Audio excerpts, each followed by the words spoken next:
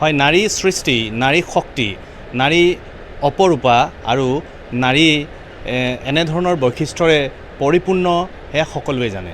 বৰ্তমান মই উপস্থিত আছোঁ চৰাইদেউ জিলাৰ মথুৰাপুৰৰ উদয়পুৰ গাঁৱত। এগৰাকী উদ্যমী সফল নাৰীৰ কাহিনী লৈ আহিছোঁ।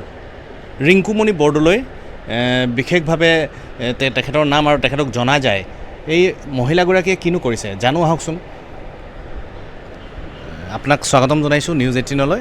প্ৰথমতে আমি জানিব বিচাৰিম আপোনাৰ পৰিচয়টো আপুনি দিয়ক আৰু কেনেকৈ আপুনি কিহত জড়িত। হয়, মোৰ নাম ৰিংকুমণি বৰদলৈ, মথুৰাপুৰ উদয়পুৰ গাঁৱৰ মই নিবাসী। মই বৰ্তমান চাহ উদ্যোগৰ লগত জড়িত। মথুৰাপুৰ উদয়পুৰ গাঁৱত অৱস্থিত সৃষ্টি টি ফেক্টৰী, বৰ্তমান সৃষ্টি টি ফেক্টৰী মই স্বত্বাধিকাৰী আৰু এই উদ্যোগটোৰ লগত মই ওতঃপ্ৰোতভাৱে জড়িত। আপোনালোকৰ নিজৰে ইয়াত চাহ বাগিচাও আছে? হয়, নিজৰে চাহ বাগিচা আছে। আৰু আপোনালোকে বেলেগৰো উৎপাদিত যিসমূহ গ্ৰীণ লিফ আছে, গ্ৰীণ লিফসমূহ লৈ আচলতে চাহ উৎপাদন কৰে নহয় জানো? হয়, বেলেগৰ আমি আচলতে স্মল গ্ৰ'ৱাৰ্ছৰ যিবিলাক সোণাৰী অঞ্চলৰ স্মল গ্ৰ'ৱাৰ্ছৰ চাহপাতটো আমি ক্ৰয় কৰোঁ আৰু এইটো আচলতে আমাৰ বটলিফ ফেক্টৰী ক্ৰয় কৰি আমি চাহপাতটো উৎপাদন কৰোঁ। আপোনালোকৰ চাহটোৰ ব্ৰেণ্ডিং কি নামত কৰে? আমাৰ দুটা ব্ৰেণ্ড আছে, এটা ছফ্টৱেৰ হৈছে প্ৰিমিয়াম কোৱালিটি আৰু ইটো হ'ল আপোনাৰ সৃষ্টি। এইটো নৰ্মেল মানে জেনেৰেল কেটেগৰীৰ চাহ হয়। আৰু এইটো বিক্ৰীৰ কাৰণে ক'ত কেনেকৈ ধৰণৰ বিক্ৰী হয়? বিক্ৰী আমি অকশ্যন পঠাওঁ, গুৱাহাটী অকশ্যন চেণ্টাৰ, তাতে আমাৰ অকশ্যনতেই বিক্ৰী হয়, 100% অকশ্যন চেল হয় আমাৰ। আমি দৰ্শকসকলক জনাই ল'ব বিচাৰিছোঁ যে ৰিংকুমণি বৰদলৈ মহিলাগৰাকী আচলতে তেখেতৰ স্বামীৰ 2 বছৰ পূৰ্বে এটা আকস্মিক দুৰ্ঘটনাত মৃত্যুবৰণ কৰিবলগীয়া হৈছিল, অকাল মৃত্যুক আঁকোৱালি লৈছিল। তাৰ পাছৰে পৰা সমগ্ৰ যি এই উদ্যোগটো আছে, এই চাহ উদ্যোগটো আছে, এগৰাকী মহিলা হয়, এগৰাকী মাতৃ হয়, তেখেত আগবাঢ়ি আহিছে আৰু সফলভাৱে আচলতে এই উদ্যোগটো তেওঁ পৰিচালনা কৰি আছে। যথেষ্ট নামী যিসকলে চাহ উদ্যোগৰ লগত জড়িত এই তেখেতৰ প্ৰতিষ্ঠানটোৰ কথা, তেখেতৰ কোম্পানীটোৰ কথা আচলতে জানে আৰু যথেষ্ট ভাল কাম কৰি আছে আৰু বহুতো লোকক সংস্থাপন দি আছে। এই কথা মই দৰ্শকসকলক জ্ঞাতাৰ্থে জনাইছোঁ। আপোনাৰ অলপ পাৰিবাৰিক কথা আমি জানিব বিচাৰিম, আপুনি সেইখিনি জনাবনে? আপোনাৰ ল'ৰা ছোৱালী, আপোনাৰ স্বামী? হয়, মোৰ ছোৱালী এজনী, তাই ডাঙৰ, ল'ৰাটো সৰু, সি ক্লাছ 10ত। ছোৱালী ইতিমধ্যে পঢ়া কমপ্লিট হ'ল, তাই মাষ্টাৰ্ছ কমপ্লিট কৰিলে এডিনবাৰা ইউনিভাৰ্চিটিৰ পৰা। এবছৰ চাকৰিও কৰিলে, চাকৰি কৰাৰ পিছত এতিয়া আচলতে মোৰ কামৰ অলপ প্ৰেছাৰ বেছি হোৱাৰ কাৰণে তাইক আকৌ ঘৰলৈ মাতি অনা হৈছে আৰু তাইৰ নিজৰো এটা প্লেনিং আছে, তাই PhDৰ কাৰণে প্ৰপ'জেল ৰেডি কৰি আছে। তাৰ মাজতে মোকো সহায় কৰি আছে। আচলতে দুইটা ল'ৰা ছোৱালীয়ে বহুতখিনি মোক সহায় কৰে। সিহঁতৰ সহায় সহযোগত মোৰ কামখিনি চলাই নিয়াত মোৰ বহুতো সুবিধা হৈছে। আৰু মোৰ স্বামী আচলতে তেওঁ বহুত দূৰদৰ্শী, সাংঘাতিক পজিটিভ দূৰদৰ্শী ব্যক্তি আছিল। তেখেতে মোক বিয়াৰ পিছৰ পৰাই তেখেতৰ ব্যৱসায়ৰ লগত মোক ওতঃপ্ৰোতভাৱে জড়িত কৰি ৰাখিছিলে আৰু সেইটো কাৰণে তেখেতৰ বৰ্তমান মোৰ এই উদ্যোগটো, তেওঁৰ ব্যৱসায়টো চলাই নিয়াত বিশেষ অসুবিধাৰ মই সন্মুখীন হোৱা নাই। তেখেতে মানে আপোনাক সেই তেতিয়া যেতিয়া আছিল তেখেতে ব্যৱসায়ত আপোনাকো জড়িত কৰিছিলে? হয়, তেখেতে মোক তেখেতৰ লগতে প্ৰত্যেকটো কাম কেনেকৈ হয়, কি হয়, টেকনিকেলি বাকী অফিচ যিখিনি জড়িত, চাহ উদ্যোগৰ লগত যিখিনি জড়িত কাম, প্ৰত্যেকটো বস্তুৱে তেখেতৰ লগতে মোক সমানে আগবঢ়াই লৈ গৈছিলে, কামখিনি শিকাই মেলি আগবঢ়াই লৈ গৈছিলে আৰু সেইটো আজিৰ সেইকাৰণে মোৰ খুব সহজ হৈ পৰিছে এই ব্যৱসায়টো মই চলাই নিয়াত।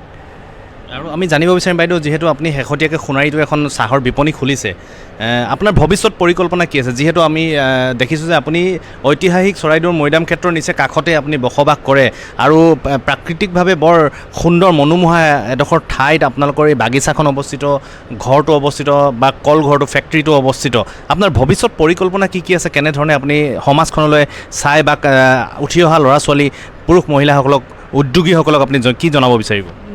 হয়, প্ৰথম কথা হ'ল কি মোৰ ভৱিষ্যত পৰিকল্পনা যিখন মই বিপণী খুলিছোঁ সোণাৰী অঞ্চলত তাত মোৰ এটা পৰিকল্পনা আছে আমাৰ এইটো অঞ্চলত বহুত স্মল গ্ৰ'ৱাৰ্ছ আছে সৰু সৰু যাৰ বাগান আছে 5 বিঘা 10 বিঘা এনেকুৱা তাত দেখা যায় যে তেওঁলোকৰ মহিলাসকলৰ কাম বিশেষ নাথাকে মোৰ এটা এনেকুৱা পৰিকল্পনা আছে তেখেতলোকৰ হতুৱাই যিটো হেণ্ডমেড গ্ৰীণ টি সেই গ্ৰীণ টিটো তেখেতসকলক মই সহায় কৰিম ড্ৰাইং বা এই বস্তুবিলাকৰ হেৰিয়াত তো মই তেওঁলোকক সহায় কৰি তেওঁলোকৰ পৰা সেই চাহটো উৎপাদন কৰি মাৰ্কেটিংটো মই কৰাৰ মোৰ এটা পৰিকল্পনা আছে তাৰ ফলস্বৰূপে তেওঁলোকো লাভৱান হ'ব সেই মহিলাখিনি আগবাঢ়ি যাব তেওঁলোকে নিজেও স্বাৱলম্বী হ'ব আৰু দ্বিতীয়তে আমি যিহেতু চৰাইদেউ এতিয়া ৱৰ্ল্ড হেৰিটেজ চাইট হ'বলৈ গৈ আছে তো মোৰ ভৱিষ্যত পৰিকল্পনা আছে যে আমি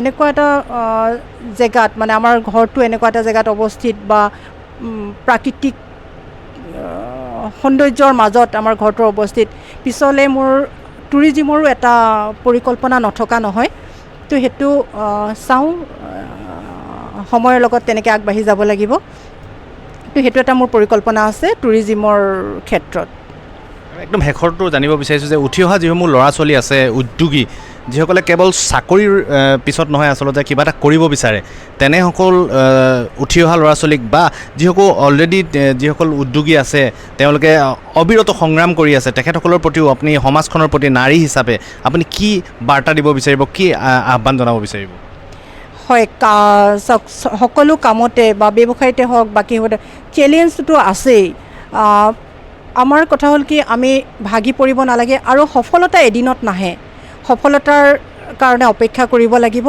ভাগি নপৰি আমি যদি আমাৰ কৰ্ম স্থিৰ কৰি লওঁ আমাৰ লক্ষ্য স্থিৰ কৰি লওঁ তো তেতিয়াহ'লে আমাৰ বিশেষ অসুবিধা একো নহ'ব আমি সুন্দৰকৈ আগবাঢ়ি যাব পাৰিম আৰু মই নিজেই খুব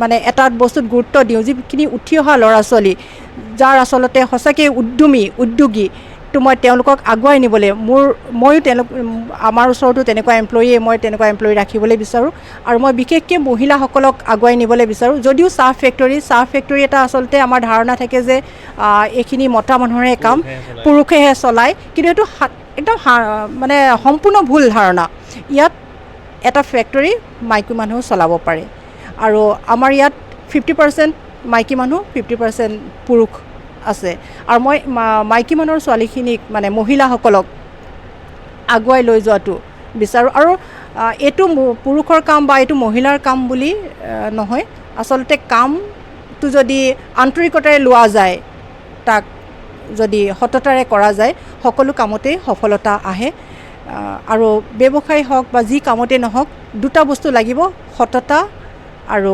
আত্মবিশ্বাসটোতো লাগিবই যিটো আমি কওঁ অনেষ্টিটোতো খুবেই জৰুৰী সেইটো লাগিব আৰু অসফল হোৱাৰ কোনো ইয়াত প্ৰশ্নই উঠিব নোৱাৰে নিউজ 18ৰ ফালৰ পৰা আপোনাৰ যিবোৰ ভৱিষ্যত পৰিকল্পনা আছে তালৈ আমি শুভেচ্ছা জ্ঞাপন কৰিছোঁ ধন্যবাদ হয় এনেধৰণে আপোনালোকে দেখিলে ৰিংকুমণি বৰদলৈ নামৰ এইগৰাকী উদ্যমী মহিলা সাহসী শিক্ষিত মহিলাগৰাকীৰ প্ৰচেষ্টাত আচলতে কেনেধৰণে কোনো কাহানিও নভবা একবিংশ শতিকাত তেখেতে এটা চাহ কলঘৰ অৰ্থাৎ চাহ ফেক্টৰী আৰু লগতে এখন বাগিচা পৰিচালনা কৰিছে আৰু তেওঁৰ পৰিকল্পনাও বহুত আছে হয় কোনোবাই হয়তো ঠিকেই কৈছিলে নাৰী হৈছে অনুৰাগৰ আশা আৰু এই আশাৰ অনুৰাগ লৈ ৰিংকুমণি বৰদলৈ যি কাহিনী আমি আপোনালোকৰ আগতে উপস্থাপন কৰি নাৰী সবলীকৰণ নাৰী শক্তি সৃষ্টিৰ এক অনন্য নিদৰ্শন যে হয় তাক দাঙি ধৰাৰ প্ৰয়ত্ন কৰিলোঁ চৰাইদেউৰ মথুৰাপুৰ উদয়পুৰ গাঁৱৰ পৰা